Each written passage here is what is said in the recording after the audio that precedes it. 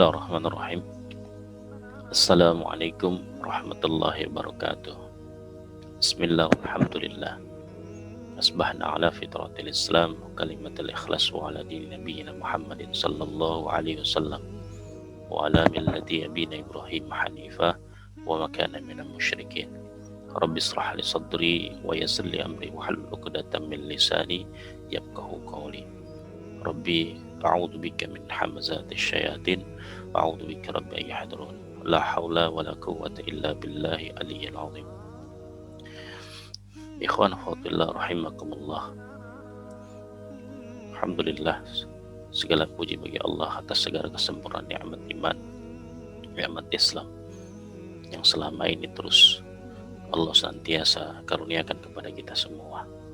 Semoga dengan nikmat itu kita terus memanfaatkan dengan baik dalam merealisasikan tujuan diciptakannya kita, yaitu untuk beribadah kepada Allah Subhanahu wa taala. Wa ma khalaqtul jinna wal insa illa liya'budun.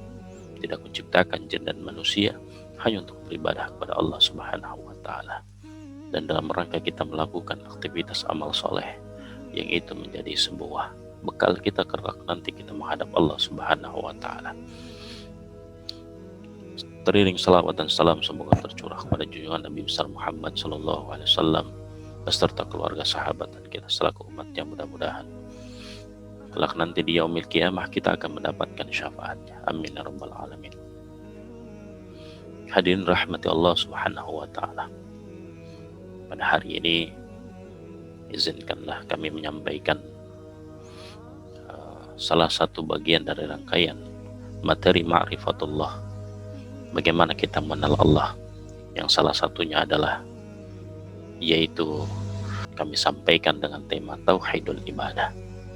Yang ini adalah rangkaian kita bagaimana cara mengenal Allah setelah kita mentauhidkan diri Allah Subhanahu wa taala. Maka kita pun harus mentauhidkan ibadah kepada Allah Subhanahu wa taala dalam rangka merealisasikan keyakinan kita mentauhidkan Allah Subhanahu wa taala. Hadirin rahmati Allah Subhanahu wa taala. Tauhidullah tidak akan bisa terbangun ketika di dalam diri seorang muslim itu tidak ada tauhidul ibadah. Tidak akan terbangun dalam seorang muslim yang beriman ketika di dalamnya tidak ada tauhidullah, keyakinan dalam dirinya bahwa tidak Tuhan selain Allah dan dia hanya beribadah kepada Allah, dia hanya bergantung kepada Allah. Segala aktivitasnya ia yakini bahwa Allahu ahad, Allahus samad, lam yalid wa lam yulad wa lam yakul lahu kufuwan ahad. Oleh karena itu, dalam merealisasikan tauhidullah, merealisasikan tauhidul ibadah, maka diperlukan dasar dalam diri kita, yaitu al-ikhlas, adanya keikhlasan di dalam diri. Jiwa ini harus dimurnikan, harus dibersihkan, ya, bahwa dalam melakukan aktivitas apapun itu, Rasulullah mengingatkan kita dalam hadisnya, dalam hadis arba'in, innamal a'malu binniyat wa innamal likulli imri'in man nawa faman kanat hijratuhu ilallah wa rasulih fa hijratuhu ilallah wa rasulih. Segala sesuatu, aktivitas apapun yang kita lakukan, semua tergantung bagaimana niat yang ada dalam hati kita. Maka ketika aktivitas itu diniatkan karena Allah dan Rasulnya, maka kita akan mendapatkan Allah dan Rasulnya. Ikhlas Allah gambarkan dalam firman-Nya di dalam surah Al-Ikhlas. Allah sampaikan, Qul huwallahu ahad.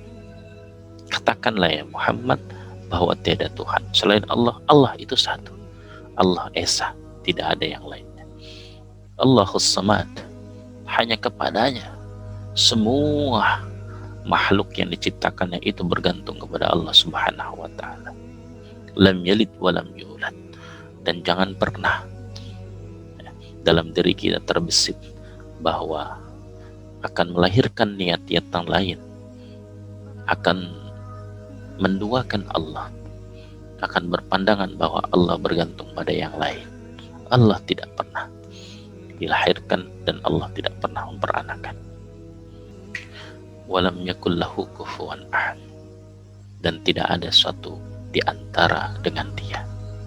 Kita tidak boleh ketika merealisasikan keikhlasan dalam diri seorang hamba ada iringan-iringan niat dalam melakukan sesuatu.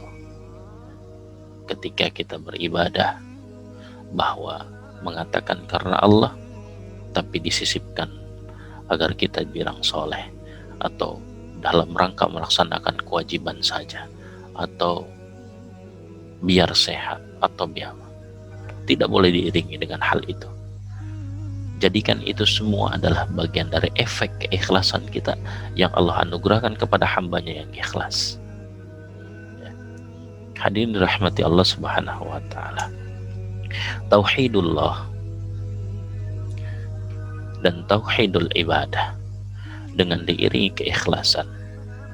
Keikhlasan yang bagaimana? Maka Ibnu Qayyim al-Jauziyah menggambarkan dalam pernyataan di kitab Fawaid al-Fawaid Ibnu Qayyim al-Jauziyah. Beliau mengatakan, tidaklah akan berkumpul keikhlasan di dalam hati bersama dengan rasa senang untuk dipuji dan disanjung, dan keinginan untuk memperoleh apa yang ada pada manusia, kecuali sebagaimana yang terkumpulnya air dan api. Ibnu Qayyim menggambarkan bahwa ketika seseorang dia menyatakan dirinya ikhlas, maka tidak akan pernah terbesit di dalam dirinya ketika ia melakukan sesuatu itu ingin dipuji, ingin mendapatkan kesenangan di dalam hatinya, kesenangan dunia, bahkan untuk memperoleh sesuatu yang ada di dalam manusia tersebut, ya, berharap kepada manusia, ada timbal balik dari manusia atas apa yang dia lakukan. Itu bukan ikhlas, kata Ibnu Qayyim al-Jauziyah. Ya, bagaikan api dan air yang dia tidak bisa disatukan. Kalau disatukan maka akan memadamkan api itu. Begitupun juga niat keikhlasan dalam beribadah. Ketika ibadah itu dia mengatakan niat karena Allah Subhanahu wa Ta'ala, lalu dia tambahkan satu lagi, dikarenakan ingin itu, ingin ini, maka niat yang karena Allah Subhanahu wa Ta'ala itu akan musnah. Amalnya akan hilang, tidak ada nilainya di sisi Allah Subhanahu wa Ta'ala. Hadirin rahmati Allah. Oleh karena itu, dalam mewujudkan tauhidullah, kita butuh perangkatnya. Maka perangkat itu dalam tauhidul ibadah ya, ada dua. Yang pertama, al-kufru bit-taghut, yaitu mengingkari taghut, ya, ilah-ilah selain Allah Subhanahu wa Ta'ala, tujuan-tujuan ibadah selain Allah Subhanahu wa Ta'ala, itu harus kita ingkari. Dan yang kedua, al-imanu billah, maka kita harus menguatkan keimanan kita, membingkai seluruh aktivitas kita dengan keyakinan kepada Allah Subhanahu wa Ta'ala, bahwa setiap apa yang kita lakukan maka hanya Allah yang berhak membalas, hanya Allah yang akan menilai, dan Allah Maha melihat, Allah Maha mendengar apapun yang kita lakukan. Innallaha sami'un basir. Khafillah rahimakumullah. Al-kufri bit-taghut, mengingkari taghut. Allah Subhanahu wa Ta'ala berfirman menekankan kepada kita, qad tabayyana rusydu minal ghayy faman yakfur bit-taghut wa yu'min billah. Sesungguhnya telah jelas jalan yang benar daripada jalan yang sesat. Karena itu, barang siapa ingkar kepada taghut dan beriman kepada Allah, faqad istamsaka bil urwatil wuthqa, maka sesungguhnya ia telah berpegang kepada buhul tali yang amat kuat yang tidak akan putus. Lan fisomalaha wallahu sami'un alim. Allah Maha mendengar lagi Maha mengetahui. Lalu bagaimana cara kita merealisasikan agar kita bisa mengingkari togut-togut yang akan terus ya, membayangi aktivitas amal kita, sehingga tidak mengganggu kemurnian niat kita kepada Allah untuk menumbuhkan keikhlasan. Yang pertama merealisasikan adalah jauhi al-ibtiadu anit taghut. Jauhi sesuatu yang akan menimbulkan togut itu datang dalam niat Anda. Ketika kita melakukan aktivitas ibadah qiyamul lail atau apapun, ya, maka lakukan sendiri dengan diam-diam. Sebagaimana para sahabat, ya, mereka ketika mengibadah atau beramal, mereka bagaikan rahib-rahib di tengah malam, melakukan aktivitas di tengah malam, beramal soleh di tengah malam. Dan juga ketika mereka, bagaimana seorang Umar bin Khattab sampai tidak diketahui oleh rakyatnya ketika ia sedang melakukan ronda, mendatangi seorang ibu yang saat itu kelaparan. Ia memasak batu, dan tiba-tiba Umar datang bertanya, "Apa yang kau masak wahai ibu?" "Aku sedang memasak untuk anakku." "Kau memasak batu? Kau membohongi anakmu. Kalau tidak begini anakku akan ribut kelaparan." Maka saat itu ibu itu mengeluh, "Ini semua gara-gara Umar. Khalifah itu hanya bisa memperkaya diri. Umar tidak tahu dengan ini." Lihat, padahal yang di depan dalam dirinya itu adalah Umar bin Khattab yang sedang bicara dengan dia. Sampai orang tidak tahu. Lihat bagaimana Umar bin Khattab setiap beramal sebagai seorang khalifah, ia tidak mau menunjukkan dirinya. Ikhwafillah rahimakumullah. Jauhi hal-hal yang akan membuat diri kita mau dipuji, mau mendapatkan kesenangan dari aktivitas ibadah kita. Karena pujian, kesenangan, atau balasan dari manusia, itulah tauhid dalam ibadah kita. Bukan hanya berupa tauhid yang sifatnya visualisasi, seperti penyembahan-penyembahan patung-patung yang lainnya. Itu juga pun juga tauhid juga. Itu terjadi zaman jahiliyah, bagaimana para sahabat menghindari tauhid, menjauhi tauhid. Kita lihat perjuangan Bilal bin Rabah, bagaimana ia rela dijemur dengan batu besar hitam, menindihkan yang dilakukan oleh Abu Jahal dan kawan-kawannya. Bagaimana keluarganya Sumayyah, keluarganya Yasir, ketika mempertahankan untuk tidak mengucapkan Latta wal Uzzah, mereka rela untuk disiksa. Itulah para sahabat bagaimana menghindari tauhid untuk melafazkan sesuatu saja yang membuat ia menyebutkan selain Tuhan Allah Subhanahu wa taala, benar-benar dijaga lisannya walaupun ia tersiksa. Apalagi dengan niat-niatnya. Lalu yang kedua, tidak syirik. Jangan pernah kita menduakan Allah. Jangan pernah kita melakukan sesuatu yang itu bukan dari Allah Subhanahu wa taala.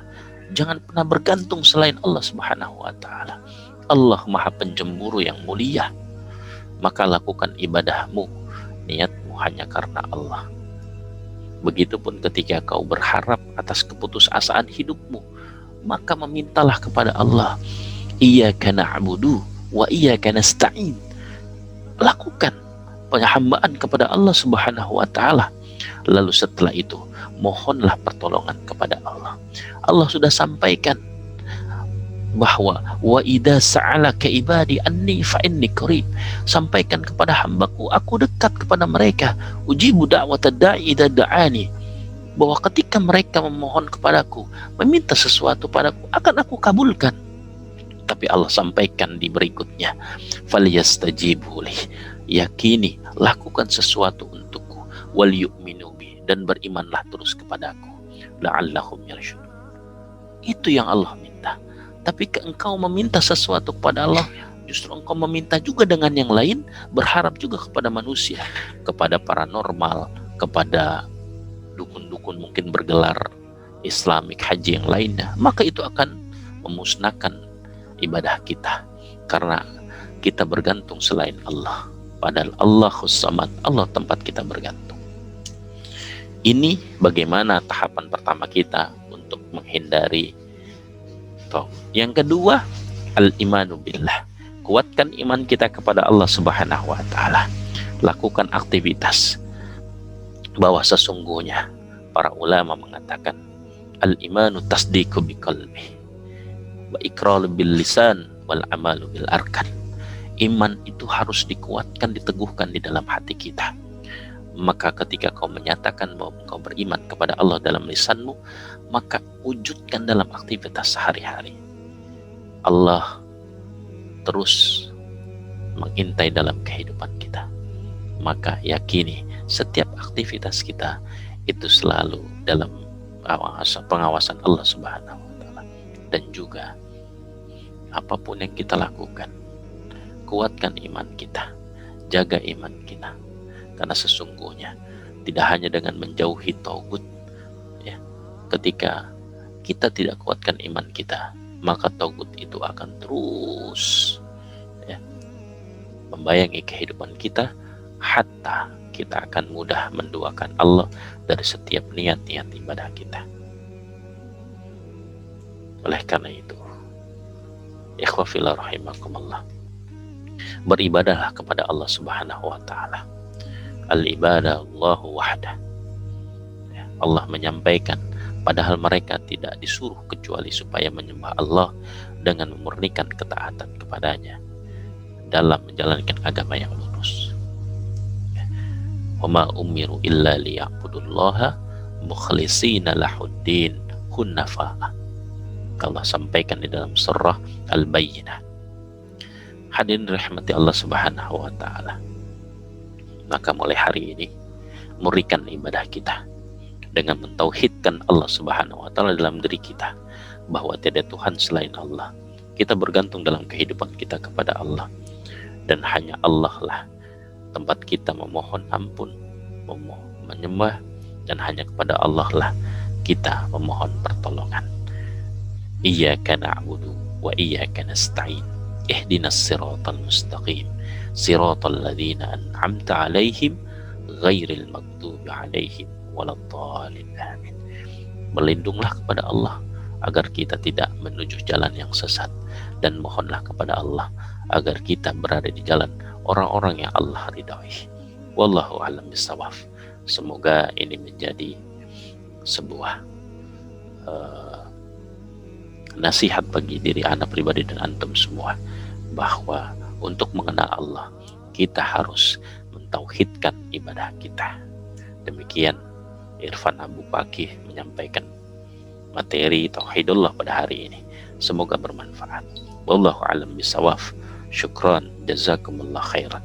Assalamualaikum warahmatullahi wabarakatuh.